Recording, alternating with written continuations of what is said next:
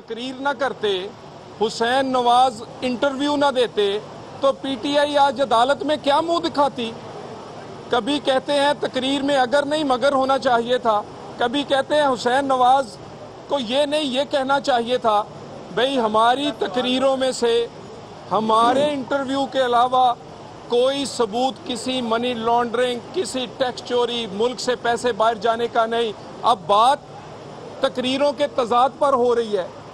الزام طلال چودھری صاحب بہت شکریہ یاد دہانی کا کہ وزیراعظم کے 3 خطابات اور حسین نواز کے 5 ٹی وی انٹرویوز کی یاد دہانی یہ کرا رہے تھے طلال چودھری صاحب. لیکن ستم ظریفی یہ ہے کہ آج بھی کسی کو سمجھ نہیں آ رہا ان تمام تر انٹرویوز کے باوجود کہ پیسہ آیا کہاں سے اور پیسہ گیا کہاں. طلال چودھری صاحب سے کوئی یہ پوچھے کہ حسین نواز صاحب کو انٹرویوز کی ضرورت کیوں پڑی. اس سے پہلے صرف 3 مواقع پر فرسٹ فیملی کی میڈیا پر ان پراپرٹیز کے حوالے سے کوئی سٹیٹمنٹ آئی تھی. محترمہ کلثوم نواز صاحبہ نے 1999 میں گارڈین کے انٹرویو میں کہا تھا کہ پراپرٹیز ہماری ہیں اور اس لیے خریدی کیونکہ بچے پڑھ رہے ہیں.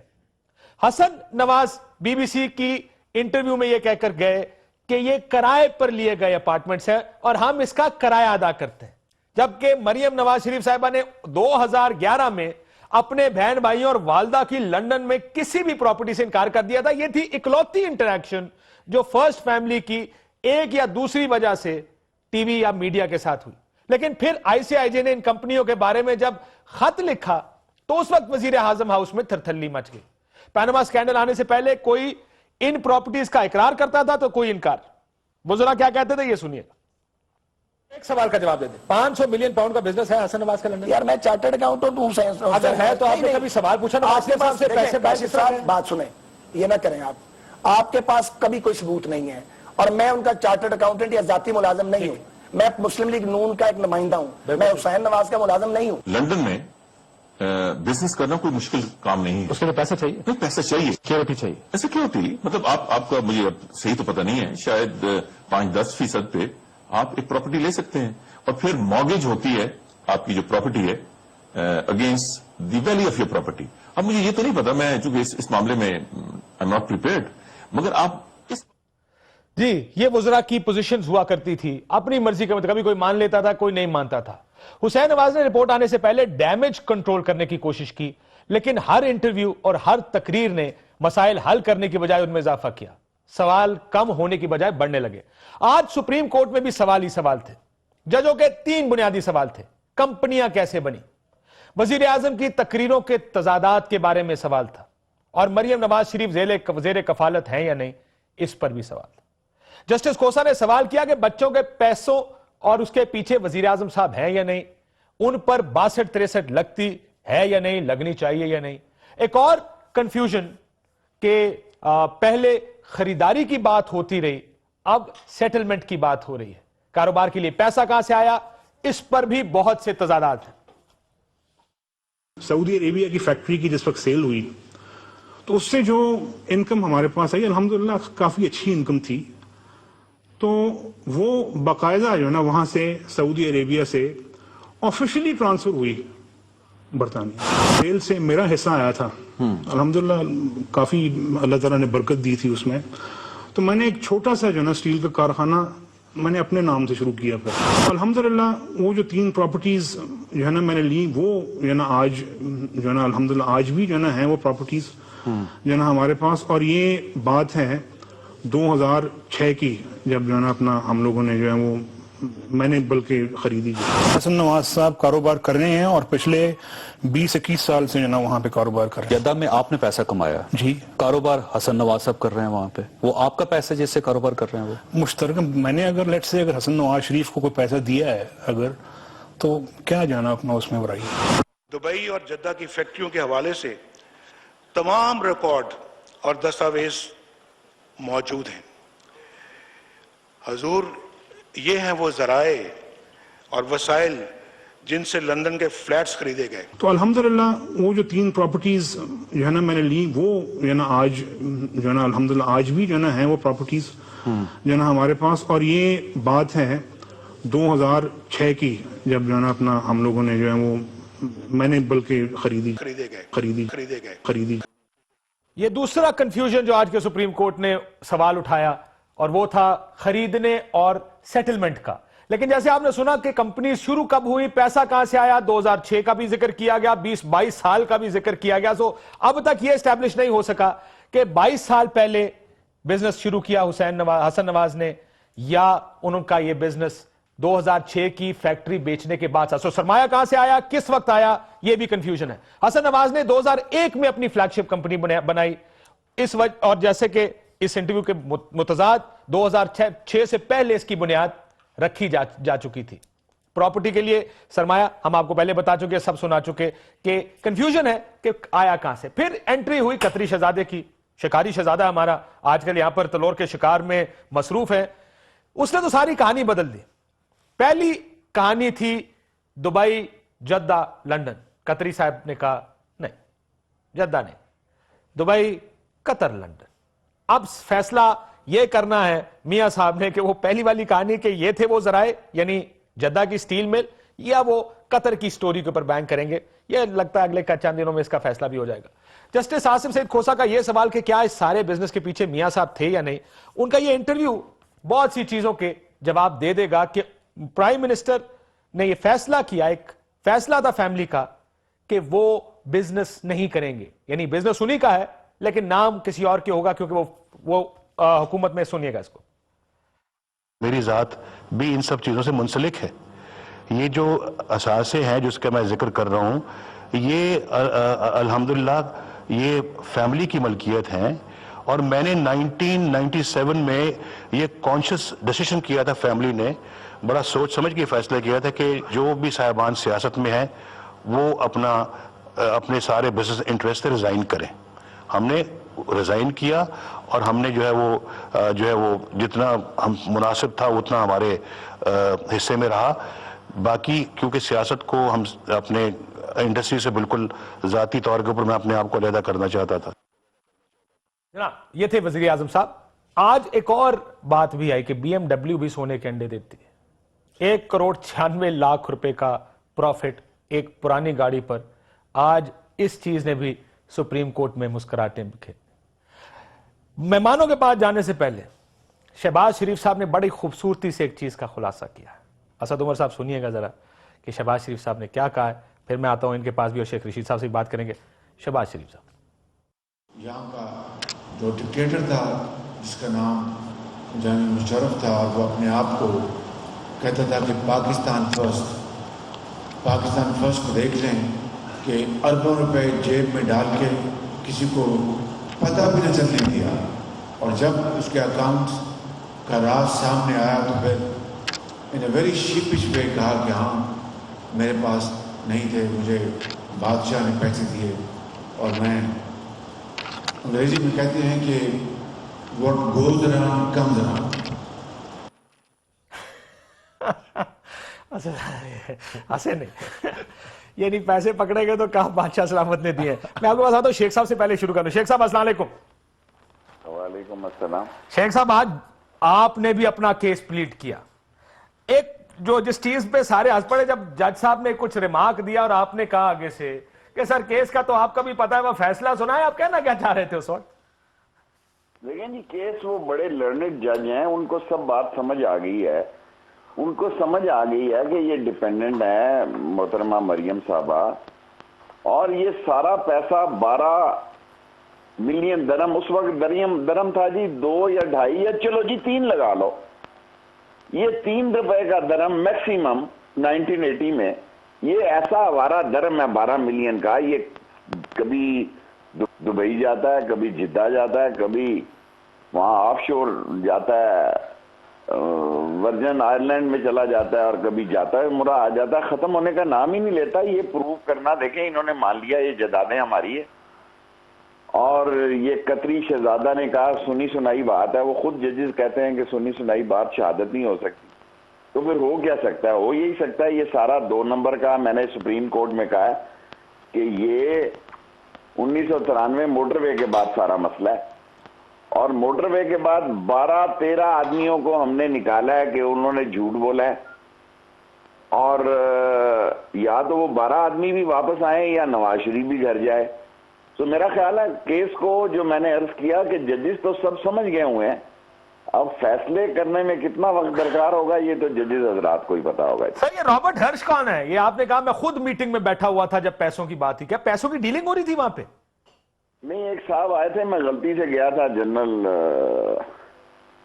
اپنے حامد صاحب کے یہاں، میں وہاں اکثر جاتا تھا، COS تھے، تو وہاں یہ کیس لگا ہوا تھا وہاں بڑے، جس نے کہ 300 ملین ان کے ایسٹس ہیں سوئٹزرلینڈ میں.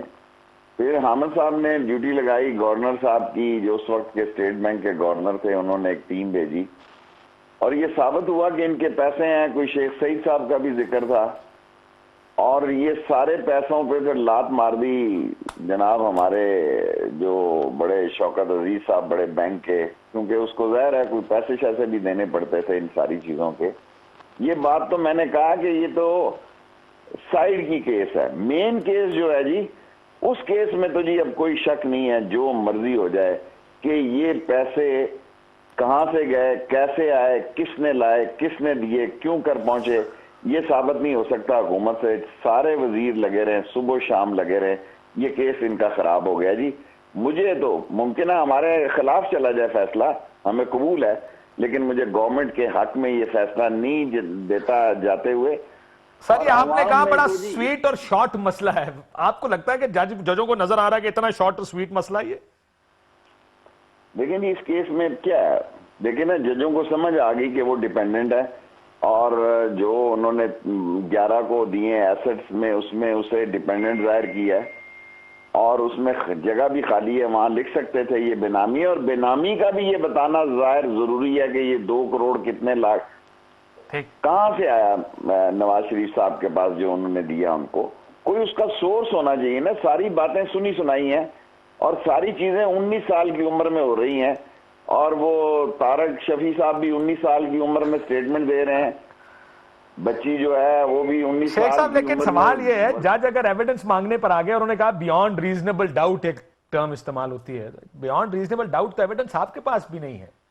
ہوتا نا وہ مکان ہمارا نہیں ہے، فلیٹ ہمارے نہیں ہے، پیسہ ہم نے بھیجا نہیں ہے، جس نے اون کیا وہ بتائے کہاں سے آیا جی ہمارے ذمہ. تو میرا مطلب ہے ہم تو یہ پاناما میں جو میں نے آج بات کی ہے، یہ سارا کام تو ICIGI نے جو جرنلسٹ دنیا کے بیٹھے انہوں نے 5% نکالا ہے. جب 95% اور نکلا ہے تو پتہ نہیں کتنی تباہی پھیلے گی. سو یہ تو 2 ڈاکومنٹ ہم نے لگائے ہیں اس میں، جس میں SR میں نے بتایا کہ یہ 2012 میں وہ کہہ رہے ہیں جناب علی 12 میں کہ یہ مریم نواز شریف صاحبہ کے ہیں اور یہ 6 کا رونا رو رہے ہیں اور وہ برٹش ایجنسیوں کی رپورٹ ہے اور یہ ساری چھپی ہے اور دنیا کے نامور صحافیوں کے سائن سے جاری ہوئی ہے. یہ کیس ان کا خراب ہے، فیصلہ جس طرح بھی ہو قبول ہوگا، کیس ان کا ختم ہو گیا جی. کیس ان کا ختم ہو گیا. بہت شکریہ شیخ رشید احمد صاحب. آج ان کی بھی انہوں نے بھی پریزنٹ کیا. آج کے کیس میں آپ کے لیے سب سے امپورٹنٹ چیز کیا تھی اسد صاحب؟ میرے ساتھ سلیم بخاری صاحب لاہور سے بھی موجود ہیں. میرے خیال میں جی سب سے اہم چیز جو ججز نے مشاہدہ کیا آخر میں، ہماری جب نعیم بخاری صاحب نے اپنا کیس مکمل کر لیا تھا تو اس کے بعد انہوں نے 2 باتیں کی. میرے خیال میں سب سے اہم وہی 2 باتیں تھیں.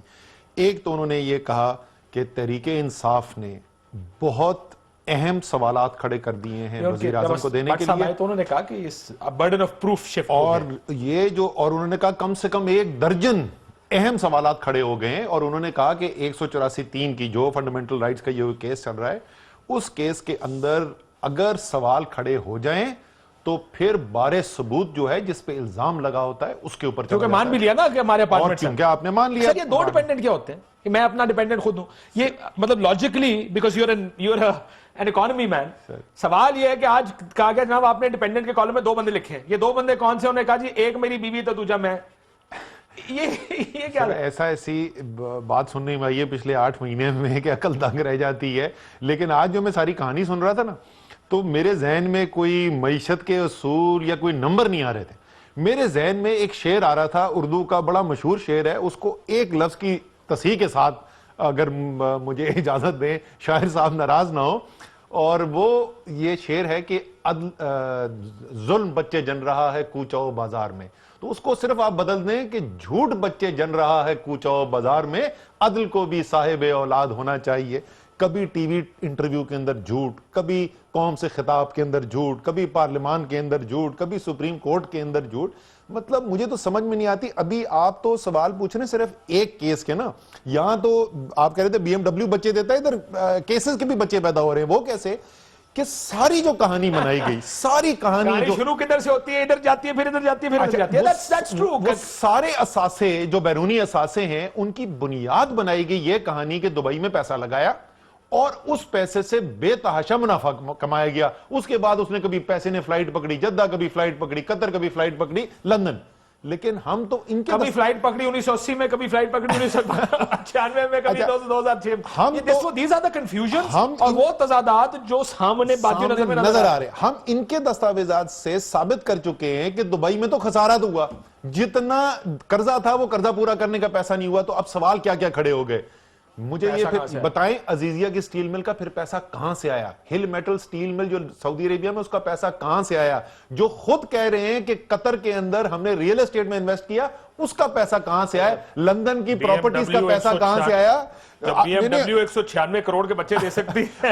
1.96 لاکھ روپے. ابھی دو رہ گئے. وہ جو $34 ملین ادا کیا جو حدیبیہ پیپر میں جو ڈیفالٹ کر گئے تھے اور پراپرٹیز مے فیئر کی اٹیچ ہو گئی تھی، وہ $34 ملین. اچھا، وہ جج نے بھی کنسیڈ پورا مانا نہیں ہے آپ کی اس پلی کو کہ التوفیق والی کو. جج نے اس پہ صرف یہ سوال، کنکلوسیو ایویڈنس نہیں ہے، اس نے کنکلوسیو ایویڈنس، لیکن یہ تو اس نے مانا نا جج نے کہ ہاں اٹیچمنٹ آرڈر ہوئے اور ویکیٹ ہوا تو کسی نے $34 ملین دیے. آخری جو سوال رہ گیا ہے کہ میاں صاحب وہ 2001 اور 2005 کے درمیان جو بیٹوں نے اربوں روپے کا جائیداد ادھر بنائی، اس کا پیسہ کہاں سے آیا؟ کیونکہ نومبر 1999 میں وہ انٹرویو دیتے ہیں کہ میں طالب علم ہوں، کرایہ میرا پاکستان سے آتا ہے، اور کل اس کے 17 مہینے کے بعد، یعنی اپنی طالب علمی ختم کرنے کے 11 مہینے بعد وہ فلیگ شپ ہولڈنگ بنا دیتے ہیں اور وہ کروڑوں اور اربوں روپے کی پراپرٹیز خریدنا شروع ہو جاتے ہیں. ایک بریک کے بعد بخاری صاحب، آپ کی انڈرسٹینڈنگ آج کی ہیئرنگ کے بعد کیا ہے؟ یہ روز ہر ہیئرنگ کے بعد کوئی خوش نکلتا ہے، کوئی اداس نکلتا ہے. آپ کی انڈرسٹینڈنگ کیا ہے؟ اس سے بات کرتے ہیں. ایک بریک لیتے ہیں. بریک کے بعد آپ سے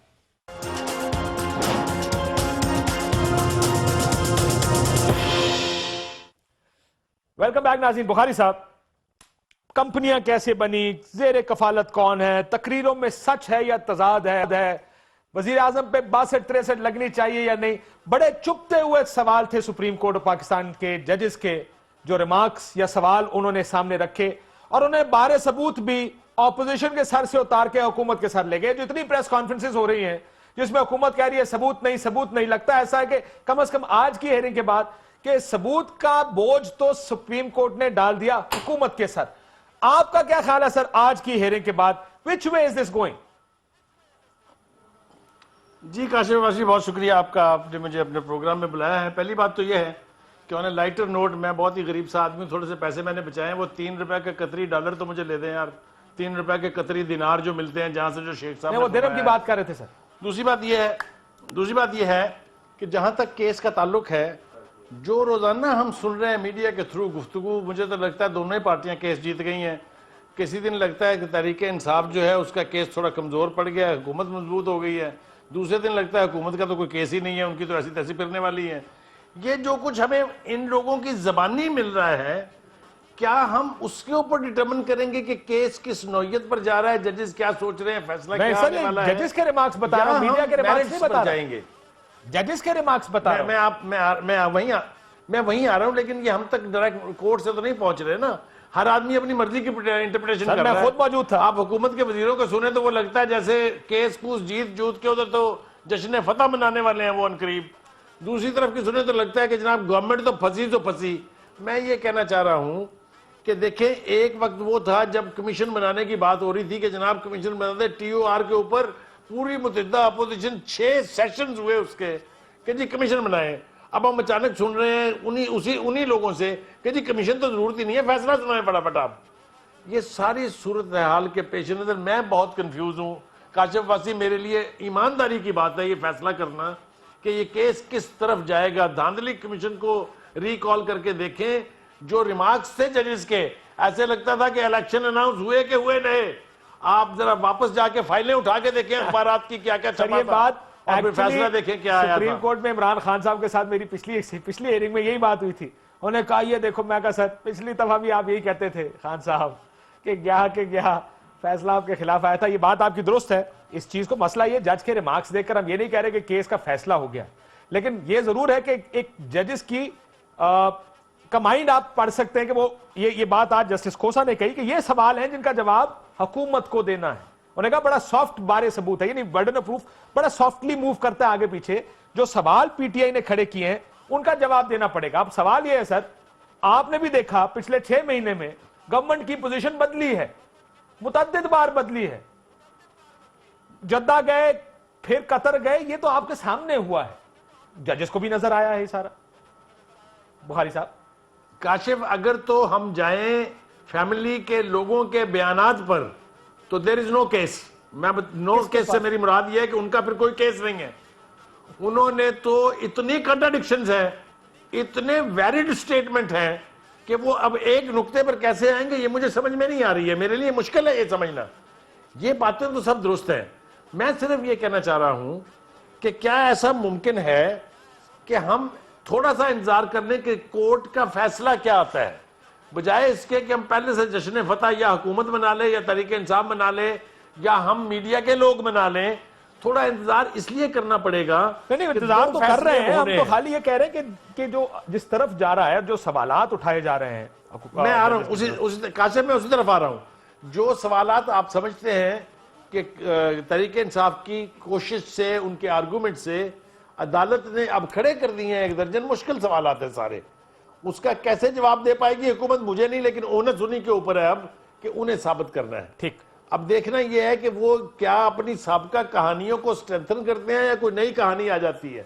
جس طریقے سے قطر کا کریکٹر بیچ میں آ گیا, تو اب دیکھنا یہ ہے قطر کا کریکٹر ثابت کرنا پڑے گا سر. کل دیکھیں, کل ان کو یہ سب ثابت کرنا پڑے گا. حکومت کے کہنے سے اسد عمر صاحب لاسٹ ہیئرنگ میں بھی ہوا, انہوں نے کہا یہ نہیں ہوگا کہ آپ ہمیں آ کے کچھ سنائیں گے اور وہ مان لیا جائے گا. اس کے لیے کوئی منی ٹریل, کوئی ثبوت لانے پڑیں گے.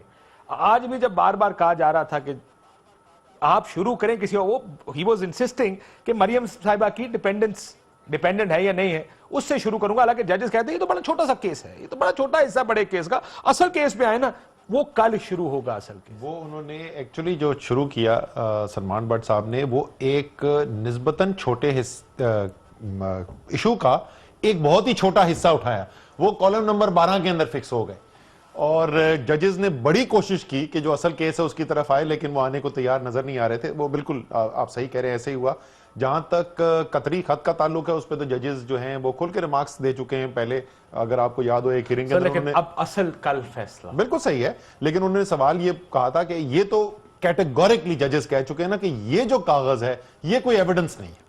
یہ اب کس طریقے سے اس خط کو ایویڈنس سے بیک کیا جاتا ہے, یہ بالکل آپ درست کہہ رہے ہیں. کل دیکھا جائے گا کہ کل کیا ثبوت لے کے آتی ہے حکومت. میں اس سے پہلے کہ آگے جاؤں, اگر وہ شہباز شریف صاحب کی سامنے دوبارہ سننا چاہتا ہوں, اور اس میں آپ سعودی کی جگہ قطری کو کر دیں, پرویز مشرف صاحب کی جگہ موجودہ حکومت, مجھے لگتا ہے یہ آج کل کے دور میں شہباز شریف صاحب نے, میں نہیں جانتا اس 2 دن پہلے یہ بیان دیا کیوں. دوبارہ سنیے گا, پھر میں کہہ رہا ہوں سعودی کی جگہ قطری رکھیں اور پرویز مشرف صاحب کی جگہ اگر آپ فرسٹ فیملی رکھیں, آپ کو سمجھ آ جائے گا ہمارے لیڈر سوچتے کیسے ہیں. یہاں کا جو ڈکٹیٹر تھا جس کا نام جنرل مشرف تھا, اور وہ اپنے آپ کو کہتا تھا کہ پاکستان فرسٹ کو دیکھ لیں, کہ اربوں روپے جیب میں ڈال کے کسی کو پتہ بھی نہ چلنے دیا, اور جب اس کے اکاؤنٹ کا راز سامنے آیا تو پھر ان اے ویری شیپش وے کہا کہ ہاں میرے پاس نہیں تھے, مجھے بادشاہ نے پیسے دیے. اور سر آپ جو دیکھیں, آپ بڑی زیادتی کرتے آپ باریکی مس کر دیتے. انہوں نے بڑے صاف الفاظ میں کہا ہے کہ دیکھو, اگر کوئی اچانک سے, پہلے کبھی بھی اس نے نہ کہا ہو, اور وہ کوئی کہہ دے کہ بادشاہ سے گفٹ ملا ہے, تو یہ ظاہر ہے وہ جھوٹ بول رہا ہے. ہاں اگر وہ کہ شہزادے سے ملا ہے تو وہ پھر سچ ہو سکتا ہے. اسی طریقے سے آپ ایک اور باریکی بائی دی وے, میں تمام میڈیا کو نوٹ کیا, آپ نے مس کر دیا. مریم کا یہ بیان جو بہت دفعہ سنایا گیا ہے, ثنا بچہ والا جو انٹرویو ہے, اس میں انہوں نے کہا میری ماں کی, میرے بھائیوں کی کوئی پراپرٹی نہیں ہے. انہوں نے فیملی میں ایک شخص کا نہیں کہا. اور انہوں نے کہا میرے والد صاحب کا نام نہیں لیا، تو میرے خیال میں وہ کہنے کی کوشش کر رہی تھی کہ جی والد محترم کی ہیں، نہ میری ہیں، نہ والدہ کی ہیں، نہ بھائیوں کی ہیں. نہیں، اس میں یہ بھی ہو سکتا ہے کہ جب وہ نام لیے جا رہے تھے تو اونرشپ بھی ساتھ بتائی جا رہی تھی، یہ پراپرٹی مریم صاحبہ کی ہے، یہ کلثوم بی بی کی ہے، اور یہ حسن اور حسین کی پراپرٹیز ہیں.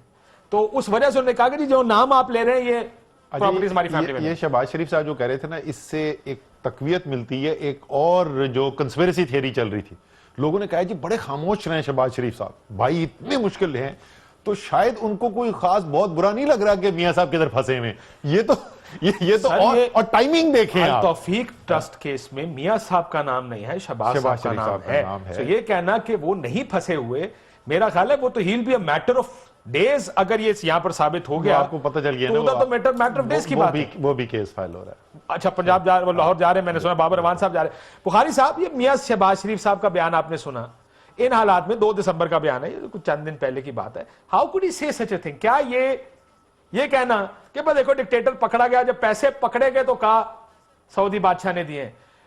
یہاں پر الزام تو میاں صاحب پر بھی یہی ہے. کاشف اس کی یہ وجہ نہیں ہے، اس کی وجہ یہ ہے کہ پہلی دفعہ تحریک انصاف کی طرف سے یہ بات سننے کو آئی ہے کہ جناب ایک ریفرنس یا ایک کیس جو ہے وہ ہم شہباز شریف پر بھی کرنے جا رہے ہیں.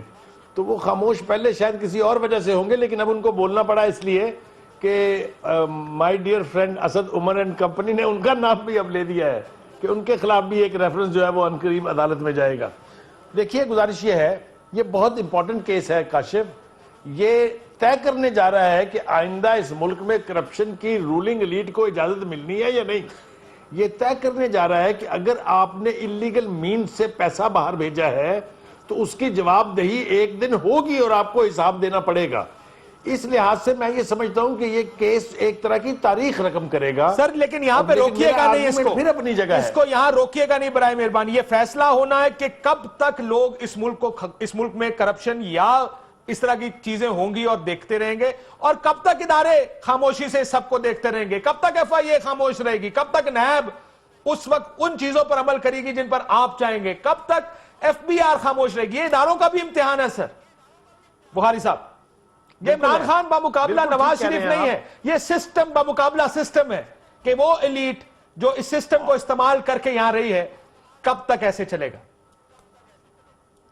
بالکل ٹھیک آپ کہہ رہے ہیں، I agree fully with your observation. لیکن میں کہہ رہا ہوں اس میں تھوڑے سے تحمل کا مظاہرہ ضرور کر لینا چاہیے. یہ ضرور انتظار کر لینا چاہیے کہ جہاں یہ سب پلندے اب آگے ہیں دونوں طرف سے، کاغذات کے بھی، شواہد کے بھی، گواہیوں کے بھی، تو اب ذرا کورٹ کا فیصلہ آ لینے کا انتظار کر لینا چاہیے اس سے پہلے بالکل انتظار کہ کریں. ہم یہ جشن فتح اور نہیں، دیر از نو جشن فتح سر. دیکھیں یہ فیصلہ میاں صاحب کے حق میں بھی جا سکتا ہے. Please make no mistake about this. It is quite possible he said That is what I'm trying to say. اگر آپ نے شیخ رشید صاحب کی گفتگو غور سے سنی ہے تو وہ تو ججوں کے بہاف پہ ججمنٹ دے کے چلے گئے آج. سر لیکن ججوں کو سارا پتہ ہے، فیصلہ بھی ہمیں پتہ ہے کیا آنے حکومت کی پریس کانفرنس سنے تو وہ بھی ججوں کے بہاف پہ ججمنٹ دے کے جاتے ہیں کہ کسی کے پاس ثبوت نہیں ہے. کاشف میرا آرگومنٹ ٹوٹل یہ ہے، پالیٹکس تو کورٹ روم کے اندر، میرا آرگومنٹ یہ ہے، کورٹ روم کے باہر پالیٹکس ہو رہی ہے. یہ تو گیم ہی ہے نا ساری. کریکٹ. کاشف ایک کوئک کامنٹ میں کر دوں. میرا آپ نے سارا جو بولا آرگومنٹ یہ ہے کہ اسد صاحب کا آرگومنٹ سن لوں، بریک کے بعد میں آتا ہوں آپ کے پاس. بخاری صاحب، میں ایک کوئک کامنٹ صرف اس پہ کر دوں جو آپ کہہ رہے ہیں کوائٹ پاسبل کہ انہوں نے سچ بولا، لیکن کون سا بولا؟ انہوں نے تو 3 سچ سنائے ہوئے جو سب متضاد ہیں، تو تینوں تو سچ ہو نہیں سکتے. لیکن جو آپ نے ایک تو سچ ہو سکتا ہے، لیکن جو بات آپ نے کی نا، جو اہم جو آپ نے بات کی ہے، وہ بات ہے جو بخاری صاحب بھی کر رہے ہیں کہ کس طریقے سے پاکستان کا رولنگ ایلیٹ اس ملک کو لوٹتا ہے. یہ کیس ایک بہترین مثال ہے. اس کے اندر دیکھیں ہو کیا رہا ہے. فورن ایکسچینج ریگولیشن ایکٹ بنتا ہے فیرا، جس میں کوئی سوال نہیں، جتنا پیسہ لاؤ لے جاؤ. 1992 کے اندر پینما سے ایک ذریعے بی وی آئی کی ایک کمپنی رجسٹر ہوتی ہے، نیسکول. 1993 کے اندر موٹر وے بننی شروع ہوتی ہے 1992-93 کے اندر، اور اپارٹمنٹ خریدے جاتے ہیں. پہلا اپارٹمنٹ 1993 کے اندر. یعنی ہر وہ چیز، قانون کیسے بنانا ہے، ایلیٹ نے، اشرافیہ نے اپنے فائدے کے لیے، ملک کو لوٹنے کے لیے، اس کی بھی مثال یہاں پہ نظر آتی ہے. اور جو قانون ہے بھی، اس قانون کو کیسے توڑا جاتا ہے اور ادارے کیسے سوتے رہتے ہیں، وہ بھی نظر آتا ہے مبینہ طور پہ. اب ایک بریک کے بعد دیکھیں کمیشن کے حوالے سے بھی آپشن موجود ہے. یہ بھی بات ہو رہی تھی آج کہ شاید کمیشن بنا دیا جائے. اس صورت میں کیا ہوگا اگر کمیشن کی طرف گئے؟ ایک بریک لیتے ہیں ناظرین، بریک کے بعد واپس آتے ہیں.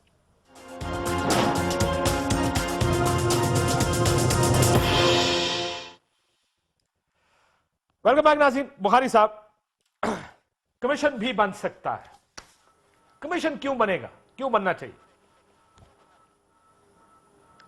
देखिए, गुजारिश ये है कि अगर तो कोर्ट के मुताबिक ये सबूत जो दिए गए हैं वो काफी नहीं है कि फैसला सुना दिया जाए, ये मैं आपको बता रहा हूं कि जो लाइकलीहुड है, ये नहीं कह रहा हूं कि ये होने जा रहा है, तो इसके ऊपर कमीशन बनेगा। इसलिए कि कोर्ट ने ये जरूर कहा है कि अगर जरूरत हुई तो कमीशन जरूर बनेगा। अगर कमीशन बन गया तो मैं आपको आपके इस प्रोग्राम में जिम्मेदारी से कह रहा हूं कि इसका फायदा किसी को नहीं पहुंचेगा सिवाय रूलिंग एलीट के। ये मेरी बात आप लिख ले काशिफ वासी, मैं आपको याद सर ये वैसे अगर ये इस तरह शेख रशीद साहब ने भी ये बात कही, मैं उनकी बात भी सुन रहा था। मैं असद साहब से भी सवाल पूछता हूं, I don't know why government bank कर रही है चेंज ऑफ कमांड पर, और ये बात बार बार हुकूमत या सियासतदानों की तरफ से की जा रही है, चेंज ऑफ कमांड हुकूमत इंतजार कर रही है जी, ये हो जाए। मेरा नहीं ख्याल है इस पर बैंक करना चाहिए। ये सर मैं जजेस की जो उसके ऊपर ना बिल्कुल कमेंट नहीं करता। I don't know why this comments are being made. मुझे लगता है कि जजेस आज के दौर में हालात देख, यानी अपने सामने चीजें रखी हुई चीजें देखकर फैसला करेंगे। गुजर गया नजरिया, जरूरत, मेरा अपना ख्याल ये है जजों को मुश्किल फैसला करना पड़ेगा और कर जाएंगे। तो मैं तो यही अगर पढ़ना जरूरत पड़ी तो, अगर उनको लगे कि जरूरी बिल्कुल। ये जो लोग वो भी कहते हैं ना, मुझे हर एक जाहिर है जो मिलता है वो जी आपके ख्याल में केस में क्या होने वाला है, मेरा स्टैंडर्ड जवाब है जी 5 लोग हैं, उन्हीं को पता है, वो मुझसे मशवरा करके नहीं फैसला करेंगे, तो उन्हीं 5 जजेस ने तैयारी करके नहीं, द गाइज नो व्हाट। एक चीज बड़ी क्लियर है, आप खास कर मैं अजमत सईद साहब, अजमत सईद बहुत शार्प हैं, लेकिन उसके अलावा मेरे ख्याल में उनको एक एडवांटेज ये है कि ये नैब के प्रोसिक्यूटर जनरल भी होते थे, history background, but he is very sharp, you can see that. Asif Saeed, सारे जजेस। एक चीज बड़ी क्लियर है, आप जजेस के सुने ना जिस तरीके से वो सम अप करते हैं, बात समझते हैं, आपको उनके फैसले पसंद आए ना पसंद आए, लेकिन क्वालिटी नजर आती है, ज़हन की क्लैरिटी नजर आती है, वो बहुत इंप्रेसिव है, उसमें कोई शक नहीं है। लेकिन जो उसके आप सवाल पूछ रहे थे ना कमीशन का, मेरे ख्याल में, मैं तो कानूनदान तो हूं नहीं, लेकिन मेरे ख्याल में मंतक की बात यह समझ में आती है कि अगर मामला ऐसे हकायक के ऊपर आ जाए जहां जज को ये ख्याल हो कि यार अगर हकीकत ये है इस चीज की, कोई खास पर्टिकुलर चीज की, एक चीज की या 2 चीज की, तो मेरा फैसला अलिफ है, और अगर ये है तो बे है, और जो अभी तक जितना हमें पता चला है उससे पता नहीं चल रहा कि हकीकत अलिफ है कि बे है, तो फिर कमीशन की तरफ जाएंगे। अगर फैसला जो है, जितनी इंफॉर्मेशन आ गई है उसकी बुनियाद के ऊपर उनको क्लियर नजर आ जाता है कि फैसला क्या होना चाहिए। मेरे ख्याल में जो 3 सवाल आज समअप किए ना, वो इतने टू द पॉइंट सवाल हैं, और उनके लिए मेरे बड़े मुश्किल सवाल। मैं फिर वही बोल रहा हूं, मैं कानूनदान नहीं हूं, मुझे नहीं लगता कि कोई उसमें कमीशन की जरूरत है उन सवालों के जवाब के लिए। कमीशन इसलिए बुखारी साहब, मेरा अगर हम सारे अब अपने गैर कानूनी किस्म के, ला कानूनी किस्म के, इन lack of understanding of the law अपने तजिए देंगे, लेकिन वहां बनेगा जहां पर उनको लगे कि हमारे पास वो एविडेंस नहीं आया जो क्लिंचिंग एविडेंस है, तो शायद फिर उसको मजीद प्रूव कहते हैं कि सिर्फ तजाद की बुनियाद पर या सिर्फ इस वजह से कि बयानात आपस में नहीं मिलते वजीर आजम को घर भेजना मेरा ख्याल बहुत बड़ा फैसला होगा। शायद उस सूरत में कहीं कमीशन की बात सोची जा सकती हो। काशिफ देखिए, 2 बातें याद रखें आप, ना ही तो अब तक किसी जज ने यह कहा है कि हुकूमत ने जो अपना केस खड़ा किया है तो कमाल हो गई है, बहुत अच्छा है, बड़े वैलिड आर्गूमेंट है, ना ही उन्होंने ये जो पिटिशनर्स हैं उनको ये कहा है late there be no illusion, ये हम नतीजा अखज कर लेंगे, हमारा अपना कमाल है, लेकिन किसी को भी बच्चा नहीं दिया अभी तक जजेस ने। दैट इज व्हाई आई सी कि इसमें इतना बड़ा मिसनोमर है कि नोबडी नोज कि कल क्या होने जा रहा है। अगर वो कमीशन में जाएंगे, मैं कह चुका हूं आपको कि इसका फायदा किसको पहुंचेगा, और शायद यही वजह है कि तहरीक इंसाफ अब कमीशन का मुतालबा नहीं कर रही है, ना शेख रशीद साहब ने कमीशन की तरफ नहीं, बल्कि कमीशन का मुतालबा करने के बरक्स वो ये कह रहे हैं कमीशन नहीं बनना चाहिए, अदालत फैसला करे। पीटीआई ने भी यही बात कही है, शेख रशीद साहब, मैं जमात इस्लामी ये बात कर रही है कि कमीशन बने। खुद ही काशिफ आपने खुद ही ये कह दिया कि एक कमीशन उस सूरत में बनेगा अगर जजेस ये समझें कि एम्पल एविडेंस नहीं है, इतने सबूत या शवाहद नहीं है कि इसके ऊपर फैसला कर दिया जाए। ये बड़ी ही टिकलिश सूरत हाल है, ये इतना आसान नहीं है सारी। और बिल्कुल ये बात दुरुस्त है। मैं आखिर में असद साहब को जरा एक सवाल, आपकी बात दुरुस्त है, बड़ी टिकलिश सिचुएशन है, बट आपने ये देखना है कि तजाद क्या है, बिजनेस कब शुरू हुआ, इट इज एनीवेयर बिटवीन पिछले 10 से 22 साल के दरमियान में किसी वक्त भी हो सकता है, क्योंकि सारे बयान मौजूद हैं। पैसा किधर से गया, वो जद्दा, दुबई, कतर, लंदन, किसी जगह से भी हो सकता है कि वो भी सारे बयान मौजूद हैं। खरीदे या सेटल हुए ये भी आप कुछ पता नहीं है, ये भी सारे बयान मौजूद हैं। कुछ पता नहीं है कि क्या होगा। और आखिरी जवाब जो है वो किस मुल्क के किस शहजादे से आएगा ये भी नहीं पता। अभी भी ये भी पता नहीं कि ये आखिरी शहजादा है या पहला शहजादा है, ये भी पता नहीं है अभी। हो सकता है कोई और शहजादा साहब भी मौजूद हो कहानी में, कहीं और से कुछ निकला है। सो अभी तक कुछ क्लियर नहीं है मामला किस पास से जा रहा है। मेरे ख्याल में आपने हुकूमत का जो दिफा है उसकी बड़ी अच्छी समिंग आप की है, बिल्कुल ऐसी जगह पे खड़े हुए हैं हम यहाँ पे। लेकिन मेरे ख्याल में यही जो आपने भी समेशन की है और जो बिल्कुल दुरुस्त की है, यही काफी नहीं है फैसले के लिए। लेकिन इस पे प्राइम मिनिस्टर को घर भेज दें। अच्छा नहीं, अब सवाल ये देखिए, ये बड़ा अहम सवाल है। एक 62-63 तो समझ में आती है, लेकिन ये सवाल है इस चीज पर तो क्या अगर झूठ बोला गया, क्या ये काफी है एक वजीर आजम को घर भेजने? देखें ये झूठ नहीं, मैं कह रहा हूं कि आप ये कह रहे हैं कि कोई स्ट्रेट आंसर नहीं है, तजाद है ना। उसको आप सलीस उर्दू के, अच्छी उर्दू के अंदर तजाद कह रहे हैं। मैं सादा, मैं झूठी है ना यार। अगर दो चीजें अगर मुख्तलिफ है तो एक तो गलत है। मेरे ख्याल में बिल्कुल सही सवाल है कि वजीर आजम को इतनी आसानी से घर नहीं मिले, लेकिन ये झूठ किस बारे में बोला जा रहा है? यहां पीछे अरबों की जायदाद है, यहां जो है मुबैयना करप्शन है अरबों की, जिसके ऊपर झूठ बोला जा रहा है। तो अगर इस नतीजे पे, आपको मुबैना का लफ्ज़ अगर इस नतीजे पे आपसे सीखा मैंने, अगर इस नतीजे पे पहुंच गए कि झूठ बोला गया है, तो ये झूठ फिर अरबों की करप्शन के छुपाने के लिए बोला गया। ये फैसला जाहिर है हम ये अदालत में केस चल रहा है, कल फिर इसकी समाअत है, फिर सवाल दिलचस्प उठाए जाएंगे, देखते हैं उसमें क्या जवाब निकलता है। इजाजत दीजिए नाज़रीन, अल्लाह।